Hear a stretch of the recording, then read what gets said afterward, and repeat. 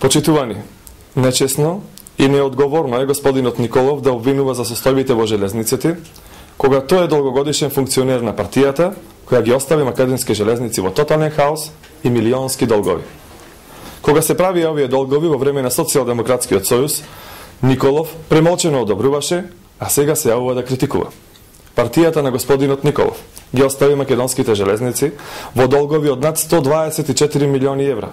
Најголемиот дел од овие долгови се направени во периодот од 1992 година до 1996, кога премиер на Република Македонија е господинот Бранко Црвенковски, а СДСМ е партија на власт.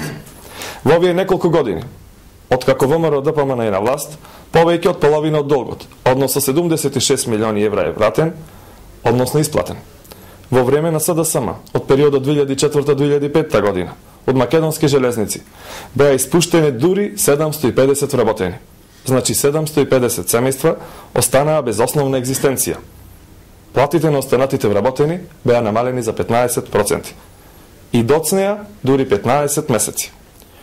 Господине Маријанчо Николов, следниот пат кога ќе говорите за македонски железници, прво ќе треба да топнете на вратата кај господинот Црвенковски да го прашате: зошто направи долг на железници од 124 милиони евра?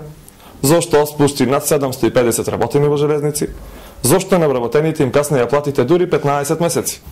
И зошто не беше направена ниту една инвестиција во ова предпријатие? Поради децениското финансиско истроштување на македонски железници, се прават сериозни напори ова предпријатие да се консолидира. И затоа се преземаат конкретни мерки. До сега се набавени 36 нови товарни вагони, репарирани се 4 локомотиви. Во план е и набавка на брзите возови, за кои говори Социјалдемократскиот сојуз. Во постапка е набавка на 150 нови вагони, 2 локомотиви и 5 гарнитури на возови.